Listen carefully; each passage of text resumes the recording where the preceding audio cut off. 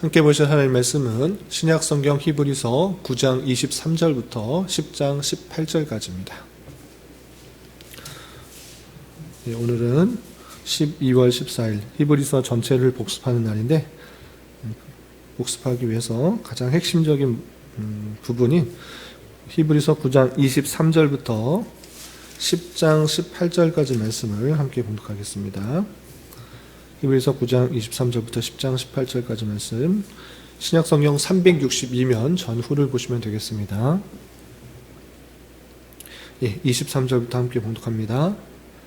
그러므로 하늘에 있는 것들의 모형은 이런 것들로서 정결하게 할 필요가 있었으나 하늘에 있는 그것들은 이런 것들보다 더 좋은 제물로 할지니라.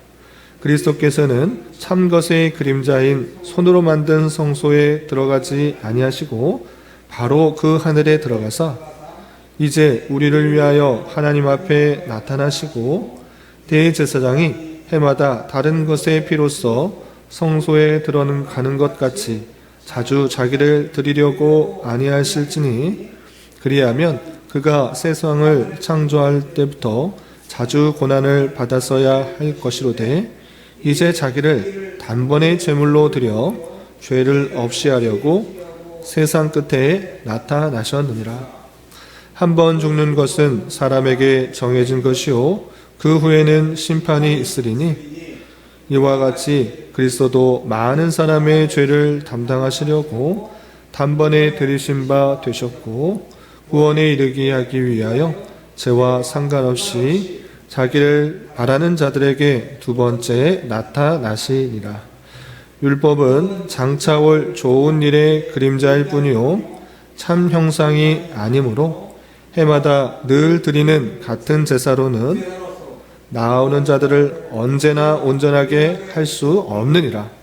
그렇지 아니하면 섬기는 자들이 단번에 정결하게 되어 다시 죄를 깨닫는 일이 없으리니 어찌 제사 드리는 일을 그치지 아니하였으리요.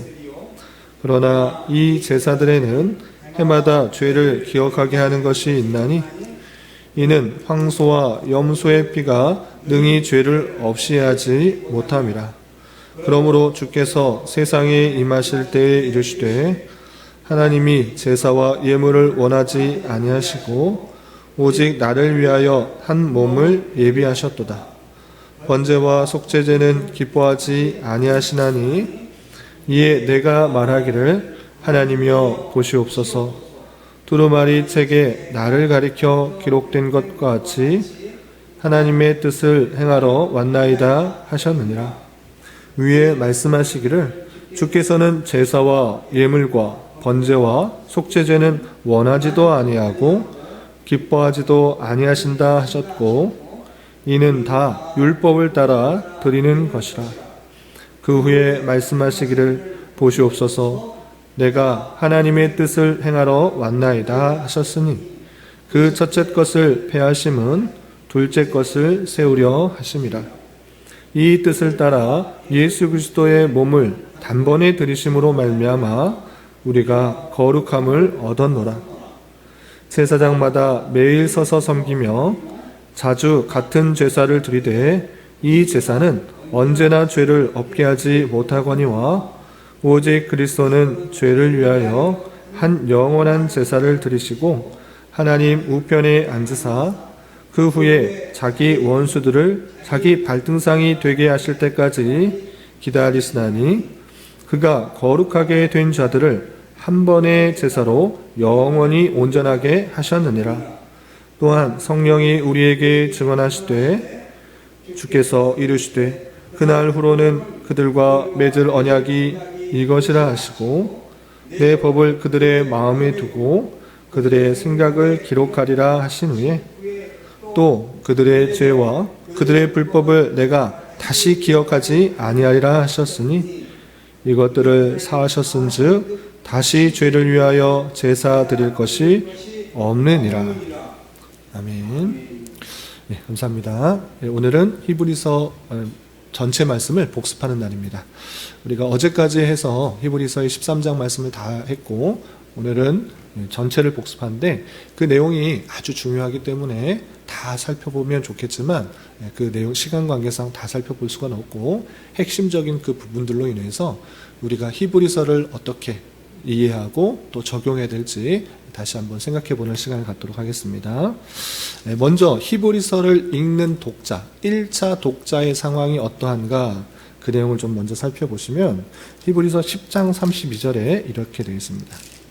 히브리서 10장 32절 보시면 32절과 33절 보시면 전날에 너희가 빛을 봐준 후에 고난의 큰 싸움을 견디어낸 것을 생각하라. 33절 혹은 비방과 환난으로서 사람에게 구경거리가 되고 혹은 이런 형편에 있는 자들과 사귀는 자가 되었으니 라고 되어 있습니다. 지금 편안하고 즐거운 상황이 아니라 큰 싸움, 고난의 큰 싸움을 견디어내고 있는 상황인 것입니다. 그래서 이 형편에서 큰 고난, 고난의 큰 싸움을 견디고 난 1차 독자는 어떤 형편에 있을까? 어떤 마음 가운데 있는가라고 할 때 믿음이 더욱더 견고해졌다라기보다는 상당히 흔들려 있는 것입니다. 왜 그러냐면 그 고난의 큰 싸움을 지날 때 어떤 일들이 있었는가 보시면 히브리서 13장 7절에 이런 표현이 있습니다. 히브리서 13장 7절 보시면 하나님의 말씀을 너희에게 일러주고 너희를 인도하여 자들은 생각하며 그들의 행실의 결말을 주의하보고 그들의 믿음을 본받으라 이렇게 되어 있는 것입니다. 하나님의 말씀을 알려주었던 그 교회의 지도자들, 인도자들이 너희들과 함께 있지 않은 형편입니다. 말의 내용들을 살펴볼 때 이들이 믿음을 끝까지 지키고 순교한 것으로 생각되는 표현인 것입니다. 이렇게 고난의 큰 싸움을 지난 동안 말씀을 전해주고 인도했던 그 교회의 지도자들, 목사들이 함께 있지 않는 형편 가운데 이 히브리서의 독자들이 상황을 강하고 있는 것입니다. 그러할 때 또 성경의 히브리서의 표현에 의하면 지도자들이 없으니 천사를 숭배하거나 또 모세의 그 강력한 지도자를, 모세와 같은 강력한 지도자를 원하거나 또한 그것도 아니고 이것도 아니고 큰 고난을 겪고 나서 믿음을 떠나는 사람까지도 생겨난 것입니다. 그래서 바울 사도는 그런 어려운 형편 가운데 있는, 믿음이 흔들리고 있는 형편 가운데 있는 성도들에게 그들이 믿어야 될 것, 그리고 어떠한 자세로 살아가야 될지를 알려주기 위해서 히브리서를 쓴 것이다. 이렇게 받아들이면 될 것입니다. 그럴 때 1장부터 10장 18절까지는 무엇을 믿어야 되는지를 아주 자세하게 설명하고 있는데 그것은 다른 것이 아니라 오직 예수 그리스도를 믿어야 된다. 그 어렵고 힘든 형편 속에서도 믿어야 될 것은 다른 어떤 것이 아니라 예수 그리스도시다라는 것을 아주 자세하게 설명한 것입니다. 하고 있는 것입니다. 그래서 예수 그리스도는 천사보다도 훨씬 뛰어나고 모세보다도 훨씬 우월한 그런 지도자이다. 그는 하나님의 아들이라 일컬음을 받았을 뿐만 아니라 그가 이 땅에 성육신하여 그 모든 고통과 고난을 감수하고 또 당함으로 대제사장으로서, 참된 대제사장으로서의 역할을 감당하신 것이다. 이렇게 차분하게 설명하고 있는 것입니다. 그러면 대제사장이면 레위인의 후손으로 더욱더 아론의 자손이 되어야 되는데 그 아론의 자손 아니지 않느냐, 아브라함의 후손 또 다윗의 후손이 아니냐 이렇게 생각할 수 있는데 그것은 하나님께서 정해준 자이고 또 다윗이 고백하였던 것처럼 그 메시아는 멜기세덱의 반차를 따라 나오는 자일 것이다 라고 구약 성경에 이미 예언됐기 때문에 그는 멜기세덱의 반차를 잇는 영원한 제사장이다 라는 것들을 계속적으로 설명해 주고 있는 것입니다. 그리고 구약 성경에 특히 모세의 율법에 그렇게 알려주었던 그 율법의 핵심적인 내용, 그 제사를 드리고 대제사장이 왜 절기 때 그런 일들을 행하는가, 그것을 왜 했는지를 아주 히브리서는 구체적으로 설명하고 있는 것입니다. 그 내용이 특별히 9장과 10장에 잘 나와 있기 때문에 우리가 어제 레위기에서 계관을 잠깐 살펴보긴 했는데 그 절기와 또 대제사장의 그런 율례들 그것들이 어떻게 예수 그리스도로 이어지는지 그것을 9장과 10장에 잘 설명되고 있는 것입니다. 여러분들 갖고 계시는 말씀일기 책자의 내용을 보시면서 이제 설명드리도록 하겠습니다. 그렇다면 구약시대 대제사장을 통해서 드린 제사는 어떠한 것인가? 그것을 먼저 설명하고 그것이 어떻게 예수롭게 이어지는지 설명하고 있는데 먼저 말씀일기 책자에 나와 있는 것처럼 구약시대는 어떻게 드렸는가라고 할 때 9장 1절처럼 첫 언약, 첫 율법에도 섬기는 예법과 세상에 속한 성소가 있었다라고 하면서 하나님께서 알려준 성소에서 율법대로 지키는 그런 일들이 있었다라고 하는데 그것은 9장 24절 말씀에 근거해서 참것의 그림자인 것이고 손으로 만든 성소다. 제한적인 것이고 그림자일 뿐이다 라는 것들을 표현하고 있는 것입니다. 그러면 그 성소에서 어떤 일들을 했는가라고 할 때 9장 12절에 이런 표현이 있습니다. 9장 12절 보시면 염소와 송아지의 피로 하지 아니하고 라고 표현하고 있는데 그 손으로 만든 성소에서는 염소, 송아지 여러 가지 희생 제물의 피의 제사를 통해서 자신과 또 그 백성을 정결하게 하는 일을 했다라는 것입니다. 언제 했는가? 9장 25절과 26절 보시면 이렇게 표현되어 있습니다. 9장 25절, 26절 대제사장이 해마다 다른 것의 피로써 성소에 들어가는 것 같이 자주 자기를 드리려고 아니하실지니 라는 그런 표현. 그리고 10장 11절에 보면 10장 1절에서 보시면 중간에 해마다 늘 드리는 같은 제사로는 나오는 자들을 언제나 온전하게 할 수 없다라는 표현. 또 10장 11절에 제사장마다 매일 서서 섬기며 자주 같은 제사를 드리되 이 제사는 언제나 죄를 없게 하지 못하거니와 라고 했습니다. 구약의 제사들에 대해서 띄엄띄엄 설명하고 있는데 그 내용을 종합하면 이런 것입니다.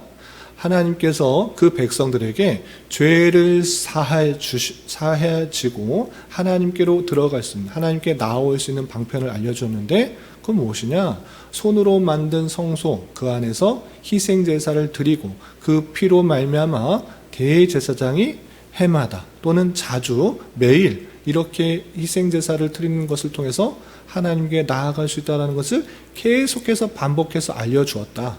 구약의 율법의 핵심이 무엇이냐? 하나님께 나아가는 방법인데 그것은 대제사장이 또 희생제사를 통하여서 나아갈 수 있다는 것을 계속적으로 보여준 것이다 라고 표현하고 있는 것입니다. 그런데 이것이 정말 계속 영원히 있어야 될 내용들을 말하는 것이 아니라 그 9장과 10장의 내용을 보면 9장 9절 섬기는 자를 그 양심상 온전하게 할 수 없다. 실제적으로 그것이 진짜 죄를 없이 하는 것이 아니라 양심상 또 해야 되고 또 해야 되고 완전히 없이 해주는 것이 아니라는 것을 양심에서도 말하고 있다라고 표현하고 있는 것입니다. 또한 9장 13절 염소와 황소의 피와 및 암송아지의 죄를 부정한 자에 뿌려 그 육체를 정결하게 하여 거룩하게 하거든.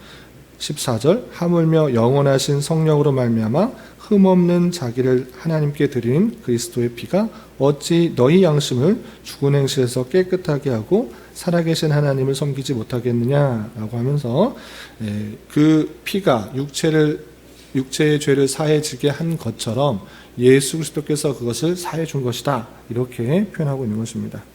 또 10장 4절에서는 이런 표현이 있습니다. 10장 4절 이는 황소와 염소의 피가 능히 죄를 없이 하지 못함이라.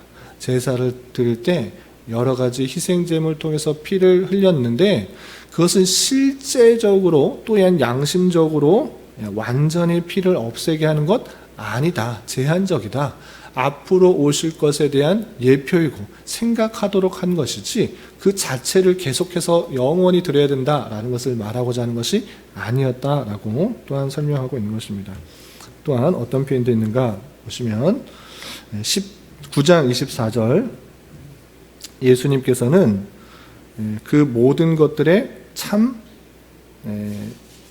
참 실상으로서 이렇게 대제사장의 역할을 했다라는 것을 9장 24절에 이렇게 표현하고 있습니다. 9장 24절. 그리스도께서는 참 것의 그림자인 손으로 만든 성소에 들어가지 아니하시고 바로 그 하늘에 들어가사. 원래 대제사장이 희생자사를 해서 피를 흘리고 그 피를 통하여서 자기의 죄가 사해진 것처럼 생각하고 그 지성소 안으로 들어가는 그런 역할을 했는데, 그것은 예수님께서 원래적으로 자기가 피를 흘리고 십자가의 피를 흘리고 죄사함을 감당하시고 속죄의 사역을 감당하시고 하나님께로 간 것을 생각하도록 한 것이다 라는 것을 이렇게 표현하고 있는 것입니다. 그래서 땅에 만든 성소에 들어갈 필요가 있는 것이 아니고 그냥 그림자에 들어갈 필요가 있는 것이 아니고 하늘에 계신 하나님께 하늘의 성소에 들어갔다 이렇게 표현하고 있는 것입니다. 그래서 그 구약의 여러 가지 제사 제도가 예수 그리스도를 예표한 것일 뿐이고 예수 그리스도께서 어린 양의 흠없는 그런 제사의 희생 제물로서 또 대제사장의 역할을 감당하므로 모든 그림자와 그 모형들이 예표들이 완성되었다라는 것을 설명하고 있는 것입니다. 또 내용들이 많이 있지만 그렇게 생각하시면 될 것입니다. 예수 그리스도께서 모든 것을 완성시켰다. 이것을 왜 자꾸 말하는 것입니까? 구약의 그 율법들 그거 완성한 것이 예수다라는 것을 왜 말하고 있는 것입니까? 하나님께서 너희들을 구원하기 위해서 아담 이래부터 계속해서 그 방법들을 알려주셨는데 아주 구체적으로 제사 드리는 방법을 통해서도 알려주셨는데 그 약속하였던 것 하나님의 택하신 백성들을 구원하시기 위해서 약속하셨던 그 내용이 예수 그리스도로 이루어지지 않았느냐. 그분이 이미 오셨고 모든 사역을 완성하였기 때문에 우리가 하나님을 믿는다고 하면 당연히 그를 보내신 예수 그리스도를 보내신 것을 믿고 그의 속죄 사역을 함께 믿어야 된다라는 것을 알려주고 있는 것입니다. 그렇다면 그를 믿으면 어떤 유익이 있는 것입니까? 그 유익에 대해서도 다 자세하게 설명하고 있는 것입니다. 먼저 10장 22절에 보시면 10장 22절 우리가 마음의 뿌림을 받아 악한 양심으로부터 벗어나고 몸은 맑은 물로 씻음을 받았으니 참마음과 온전한 믿음으로 하나님께 나아가자 했습니다. 제사장이 양 잡고 소 잡고 이렇게 피 흘리는 것을 통해서 죄의 사함이 된다라는 것을 계속적으로 생각하지 않았느냐? 주님께서 십자가에 달려 돌아가셨으니 우리가 이제 온전한 그 희생제사로 말미암아 모든 죄가 다 사해졌다. 깨끗하고 거룩하게 되었다. 이것을 알아야 된다라는 것입니다. 그것을 아는 자로서 어떤 또 유익이 있는가? 히브리서 4장에는 이런 표현이 있습니다. 4장 16절 잘 아시는 표현인데 그러므로 우리는 긍휼하심을 받고 때를 따라 돕는 은혜를 얻기 위하여 은혜의 보좌 앞에 담대히 나아갈 것이다. 우리가 그냥 의롭게 되었다, 거룩하게 되었다, 죄 씻음을 받았다. 무슨 유익이 있는 것입니까? 그렇게 될 때 비로소 하나님께 나아갈 수 있다. 하나님 관계가 끊어졌는데 죄로 말미암아 하나님께 가까이 갈 수가 없었는데 하나님으로부터 오는 은혜를 충분히 누릴 수가 없었는데 이제 죄가 씻어졌기 때문에 예수 그리스도의 피로 말미암아 우리가 정결하고 거룩하게 되었기 때문에 이제 하나님의 은혜의 보좌 앞에 담대히 나아갈 수 있게 된 것이다 라고 알려주고 있는 것입니다. 그러니 때에 따라 돕는 하나님의 은혜가 있으니 그 은혜를 기억하며 주님께 담대히 나아가는 것, 여러 가지 힘들고 어렵고 낭망되는 현실이 있을지라도 좌절하지 말고 낭망하지 말고 믿음을 떠나지 말고 다른 것에 기대지 말고 하나님의 은혜의 보좌 앞에 담대히 나아가는 것입니다. 그러할 때 하나님께서 적절하게 주시는 은혜가 있는 줄 알고 또 끝까지 붙드시고 역사하시는 하나님의 섭리가 있는 줄 알고 그것으로 나아가고 그 은혜를 받아 누리자라고 하고 있는 것입니다.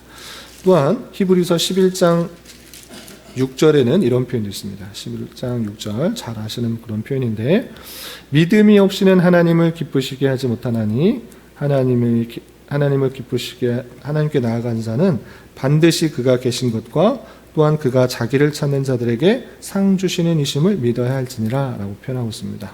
네, 하나님을 기쁘시게 어떻게 할 수 있는가? 에녹을 봐라. 하나님을 기쁘시게 하는 자가 일컬음을 받지 않았느냐?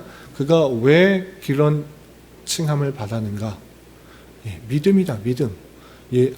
하나님에 대한 믿음, 그리고 하나님께서 주신 약속에 대한 그 믿음이 있었기 때문에 하나님이 참으로 기뻐했다. 너희도 아무런 믿음 없이 그냥 믿는 척 하면서 살아가는 것이 아니라 정말 주님을 믿는다라고 하면 그 믿는 자세를 보이고 그렇게 행할 때 하나님께서 기뻐하신다라는 것을 알려주고 있는 것이고, 또 하나님을 믿는다고 할 때는 자기를 찾는 자들에게 상 주신 이심이다. 이것도 함께 믿어야 된다라고 할 때, 하나님께 나아갈 때 하나님께서 상을 주시겠구나. 다 알 수 없는 내게 꼭 필요한 것들을 선물로 주실 것이다 라는 그런 믿음으로 살아가야 된다라고 표현하고 있는 것입니다. 이렇게 예수 그리스도에 대한 참된 믿음을 갖고 있다고 하면 우리가 정결하게 되었으니 주님의 보좌 앞에 담대히 나아가 주님의 은혜를 구하는 자로서의 삶을 살아가야 되고, 여기서 그치는 것이 아니라 히브리서 기자는 우리의 걸음걸음에서 나타나게 되는, 만나게 되는 수많은 어려움과 또 얽매이기 쉬운 것, 또 무거운 죄들이 있는 줄 알아 그 모든 것을 벗어버리고 믿음의 경주를 힘있게 나아가야 될 것을 강조하고 있는 것입니다. 그 내용이 12장 1절 2절 보는데, 우리의 신앙 걸음은 마치 경주와 같다. 열심히 그 목표를 보고 우리 믿음의 주요 온전케 하시는 이인 예수를 바라보면서 그 꼬린점, 목표점을 바라보면서 경주하는 것과 같다. 그런데 그럴 때 경주하는 데 있어서 모든 무거운 것, 얽매이기 쉬운 죄들, 세상에 얽매이고 또 세상을 바라보게 하는 것, 포기하고 싶은 그런 생각들, 그런 것들을 다 버리고 믿음의 주요 온전케 하시는 예수를 끝까지 바라보며 살아가는 것이 우리의 신앙 걸음걸음이다. 또 신앙의 경주다라는 것들을 강조하고 있는 것입니다. 그런 신앙의 경주인 줄 알아 살아가되, 특별히 나 혼자만 바라보고 살 것이 아니라 13장에서 계속해서 강조한 것처럼 형제를 사랑하고 또 형제의 모이기를 힘쓰고 서로 격려하고 권면하여서 모이기를 패하는 그런 사람들처럼 하지 말고, 그날이 오면 올수록 더욱 함께 모이고 서로 격려하고 동료하여서 이 믿음의 길을 더욱더 잘 가도록 힘써야 된다라고 강조하고 있는 것입니다. 이것이 히브리서의 전체 교인들을 다시 한번 생각해 보면서 우리가 어떠한 삶을 살아야 되는지 도전을 받아야 될 것입니다. 이런 말씀을 대하는 자로서 때때로 어려움이 닥치고 힘듦이 닥칠지라도 온전케 하시는 예수 그리스도를 온전히 믿고 나아감으로 여러 가지 힘든 일들을 잘 이겨나가야 될 것이고, 그 길을 혼자 가는 것이 아니라 주님께서 교회를 이루어서 살아가도록 했으니 나와 또 주변에 또한 연약한 자가 없는지 살펴보며 함께 이 길을 힘차게 걸어가자고 독려하며 이 길을 나아가야 될 것입니다. 그런 은혜가 저와 여러분 우리 모두에게 있기를 진심으로 기원합니다. 기도하겠습니다. 하나님 아버지 감사합니다. 오늘 말씀을 통해서 예수 그리스도께서 구약 제사 제도를 완성한 것에 대해서 다시 한번 또 히브리서의 말씀을 통해 깨달았습니다. 이런 말씀을 대하는 자로서 예수 그리스도께서 우리를 위하여 십자가에 달려 돌아가심으로 우리가 죄사함을 받고 또 그 피를 힘입어 주님께 담대히 나아갈 수 있게 되었음을 잊지 말고, 우리의 모든 상황을 가지고 주님께 나아가며 주님께서 때에 따라 주시는 은혜를 사모하며 살아가게 하여 주시되, 서로 돌아보아 사랑과 선행을 격려하며 모이기를 힘쓰며 더 낮고 영구한 소유가 우리에게 있는 줄 알고 믿음을 굳게 잡고 인내하며 살아가는 자 되게 하여 주시옵소서. 주님, 12월은 성탄이라는 주제로 한 달을 보내고 있습니다. 한 해를 마무리하며 주님께서 우리를 위하여 이 땅에 오신 것의 의미를 다시 한번 생각해보고 기쁨과 감사함으로 한 해를 잘 마무리할 수 있도록 은혜를 더하여 주시옵소서. 주님, 교회 내 육체의 질병과 연약함으로 생활이 어렵고 힘든 가운데 있는 여러 성도들 있습니다. 주님 지켜주셔서 건강하게 잘 치유되고 회복될 수 있도록 인도하여 주시고, 직장과 사업장의 문제로 가족의 전도와 신앙을 위해, 복된 결혼과 가정을 위해 주님께 간절히 부르짖며 나가는 여러 지체들이 있사오니 주님 그들과 함께 하여 주시고 그들의 기도 응답해 주시사 우리의 기대와 소망보다 훨씬 더 풍성한 것들로 채워주시는 하나님을 깊이 경험할 수 있는 기회 되도록 인도하여 주시옵소서. 이 시간 각자 간절히 간구하는 기도 제목 주님께서 들으시고 가장 선한 것들로 응답하여 주시옵소서. 예수님의 이름으로 기도 올리옵나이다. 아멘.